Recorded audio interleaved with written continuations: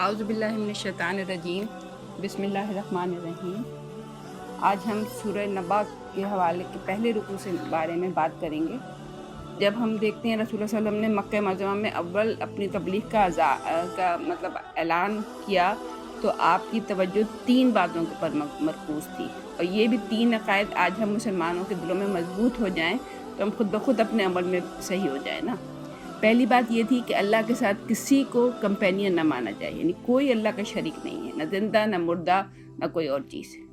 دوسری بات یہ تھی کہ اللہ نے آپ کو اپنا رسول مقرر کیا ہے، یعنی یہ بات ماننا کہ آپ ایک دراصل پیغمبر ہیں جو کہ اللہ کے احکامات لوگوں تک پہنچا رہے ہیں۔ اور تیسری جو بات تھی وہ یہ کہ ایک روز جب اس دنیا کا خاتمہ ہو جائے گا تو اللہ تعالیٰ دوبارہ سے حضرت آدم علیہ السلام سے لے کر قیامت تک جتنے لوگ پیدا ہوئے ہیں ان کو زندہ کرے گا اور پھر ان سے حساب کتاب لے گا۔ تو یہ جو تیسری بات تھی یہ کفار مکہ کو کسی طرح سے ہضم نہیں ہوتی تھی، اور وہ کہتے تھے کہ مطلب یہ کیسے ہو سکتا ہے کہ جب ایک انسان مردہ حالت میں چلا جاتا ہے تو وہ پھر زندہ کر دیا جائے، یہ کیسے ہو سکتا ہے؟ تو اسی لیے رسول اللہ نے جو ابتدائی دور یعنی مکہ معظمہ کے دور کی صورتیں تھیں ان میں یہی عقیدہ خوب اچھی طرح دماغوں میں بٹھانے کے اوپر زور دیا تھا۔ اب آپ دیکھیں جو پہلی ہی جو آیت ہے اس کے اندر، اما یتساءلون عن النبأ العظیم الذی ھم فیہ مختلفون، یہ لوگ کس چیز کے بارے میں پوچھ گچھ کر رہے ہیں؟ کیا اس بڑی خبر کے بارے میں جس کے متعلق مختلف گوئیاں کرنے میں لگے ہوئے ہیں؟ اچھا، اب جب رسول اللہ آخرت سے متعلق کوئی آیتیں کوئی بتایا کرتے تھے تو وہ عجیب سی طرح کی مگوئیاں کرنا شروع کر دیتے تھے کہ یہ کیا ہوا، یہ کیسی نئی نئی باتیں یہ ذکر کر رہے ہیں، اور یہ کیسے ہو سکتا ہے کہ جب سب کچھ ختم ہو جائے گا پھر نئے سرے سے پیدا ہو جائے، یہ کیا ان کو اچانک رسول کو ہو گیا ہے؟ تو اس پر اللہ تعالیٰ کہہ رہا ہے کلا سیعلمون، ہرگز نہیں، ان قریب انہیں معلوم ہو جائے گا۔ کیا ہرگز نہیں، ان قریب انہیں معلوم ہو جائے گا، ہاں ہرگز نہیں، ان قریب انہیں معلوم ہو جائے گا۔ یعنی اللہ تعالیٰ کہہ رہا ہے کہ جو ہم بتا رہے ہیں آخرت کے متعلق باتیں وہ مرنے کے ساتھ ہی ان کو معلوم ہو جائیں گی کہ وہ جو رسول اللہ صلی اللہ علیہ وسلم نے خبر دی تھی قیامت کے متعلق وہ غلط نہیں تھی۔ اچھا، اب پھر یہ ہے کہ اللہ تعالیٰ مختلف دلائل دیتا ہے، نشانیاں بتاتا ہے ہم انسانوں کو خود اسی کائنات میں سے۔ اب وہ نشانیاں شروع ہو رہی ہیں جو اللہ تعالیٰ بتا رہا ہے۔ کیا یہ واقعہ نہیں ہے کہ ہم نے زمین کو فرش بنایا اور پہاڑوں کو میخوں کی طرح گاڑ دیا؟ یعنی جتنی بھی کرۂ ارض ہے وہ دراصل ایک فلور ہے انسان کے لیے، جس پر کہ وہ چلتا پھرتا ہے، اپنے کام کرتا ہے، اپنے گھر بناتا ہے، اپنی مارکیٹیں بناتا ہے، اپنی فصلیں اگاتا ہے۔ تو یہ ایک فرش ہے جو کہ اللہ تعالیٰ نے انسان کو پرووائڈ کیا ہوا ہے، اور تمہیں مردوں اور عورتوں کے جوڑوں کی شکل میں پیدا کیا ہے۔ یعنی مرد کو اس طرح بنایا، الگ جسمانی وہ دی ہے، اور عورتوں کو ایک الگ جسمانی ساخت دی ہے کہ ان کی وجہ سے ایک نئی نسل وجود میں آتی ہے۔ اس سے یہ بھی بات ہمیں پتہ چلتی ہے کہ عورتوں کو اپنے دائرے کار میں کام کرنا چاہیے اور مردوں کو اپنے دائرے کار میں کام کرنا چاہیے۔ اس کی یہ پھر ایک لمبی بات چلی جائے گی، لیکن بہرحال اللہ تعالیٰ نے کچھ نہ کچھ ڈفرینسز کے ساتھ عورتوں اور مردوں کو پیدا کیا ہے نا۔ جیسے عورت کے اندر ٹالرنس زیادہ ہوتا ہے، مرد کے اندر ٹالرنس کم ہوتا ہے۔ مرد جلدی غصے میں آ جاتا ہے، عورت پھر بھی برداشت کر لیتی ہے۔ تو یہ سب چیزیں اللہ تعالیٰ نے مطلب دونوں کے پیر اس طرح سے رکھا ہے کہ دونوں ایک دوسرے کی ضرورت ہیں۔ جوڑوں کی شکل میں پیدا کیا اور تمہاری نیند کو باعث سکون بنایا۔ اب یہ آپ دیکھیں مستقل تو کوئی شخص بھی 2 دن نہیں جاگ سکتا، تو اللہ تعالیٰ کہہ رہے ہیں کہ جو نیند کا نظام ہے، جو تم رات کو سو جاتے ہو، تو یہ بھی ایک اللہ تعالیٰ نے تمہارے لیے ایک آرام کی چیز بنائی ہے کہ جب تم انتہائی طور پہ تھک جاتے ہو اور سو جاتے ہو اگر، تو پھر اگلے دن فریش ہو کے اٹھتے ہو۔ رات کو پردہ پوش اور دن کو معاش کا وقت بنایا، اور تمہارے اوپر 7 مضبوط آسمان قائم کیے، اور ایک نہایت روشن اور گرم چراغ پیدا کیا۔ یہ کہا گیا ہے نا سراجم و حاجن، مراد ہے سورج، جس میں مطلب اس کا جو اس کے بارے میں کہا جاتا ہے اس کا درجہ حرارت ہی 1,40,00,000 ڈگری سینٹی گریڈ ہے، اور زمین سے 9,30,00,000 میل دور ہونے کے باوجود بھی اس کی روشنی کا یہ حال ہے کہ انسان اگر برہنہ آنکھ سے اس کی طرف نظر جمانے کی بھی کوشش کرے تو وہ اپنی بینائی کھو بیٹھے۔ اب یہ دیکھیں کہ اللہ تعالیٰ ہی کی یہ انتہائی حکمت ہے کہ اللہ نے سورج کو ایک بالکل صحیح فاصلے پر سیٹ کر کے رکھا ہوا ہے. اگر ذرا بھی سورج زمین سے مزید قریب ہوتا تو زمین کی ہر چیز نے جل کر راکھ ہو جانا تھا. یعنی پھر یہاں پہ کوئی زندگی نہیں ہوتی زمین پر. اب یہ سورج کو جو ایک ڈسٹینس کر رکھی ہے سورج کا اور زمین کا، تو ظاہر ہے یہ کسی انسان نے تو نہیں کر رکھا نا. یہ یقیناً کوئی ایسی ہستی ہے جس نے کہ سورج اور چاند کو ایک طریقے سے سنبھال کے رکھا ہوا ہے، ایک خاص ڈسٹینس پہ رکھا ہوا ہے. اور اگر سورج ذرا سا دور ہوتا تو یہ دنیا ساری ٹھنڈ سے مر جاتی.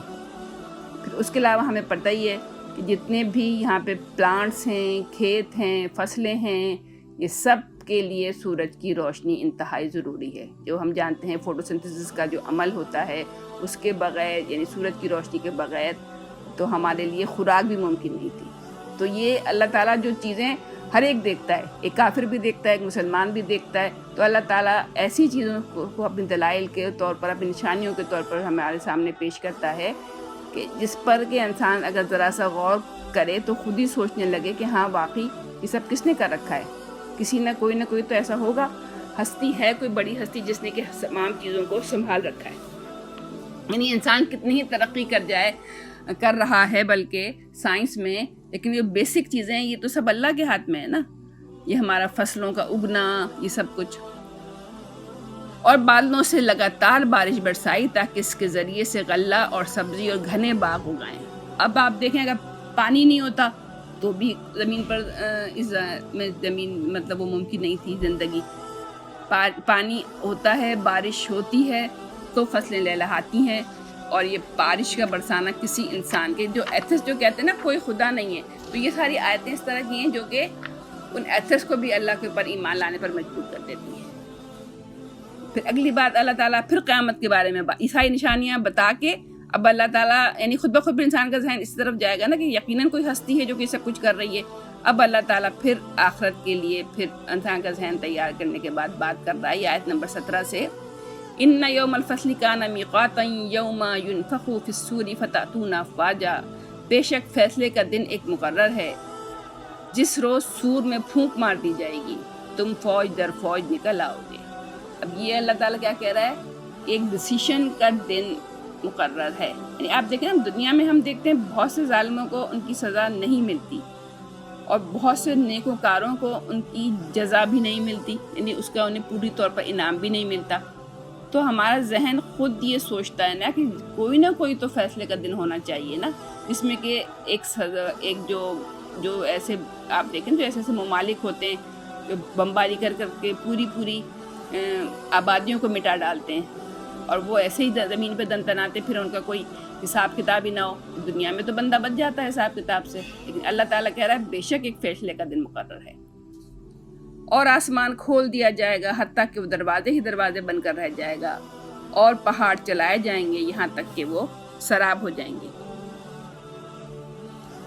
اچھا، پہلی آیت میں آپ دیکھیں اس کیفیت کا ذکر ہے جو آخری نفخ سور کے وقت پیش آئے گی، اور بعد کی دو آیتوں میں وہ حالت بیان کی گئی ہے جو دوسرے نفخ سور کے موقع پر رونما ہوگی.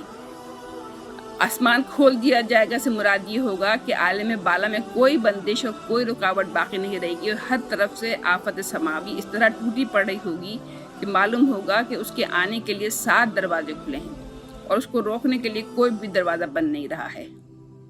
اور دیکھتے ہی دیکھتے پہاڑوں کے سراب ہونے کا مطلب ہے دیکھتے ہی دیکھتے جیسے آتا ہے نا، اور بھی جگہوں پر آتا ہے، پہاڑ جس وقت میں جمے ہوئے نظر آتے ہیں قیامت کے دن، جو سورہ قاریہ میں بھی آتا ہے، پہاڑ اڑ رہے ہوں گے اس دن جگہ جگہ.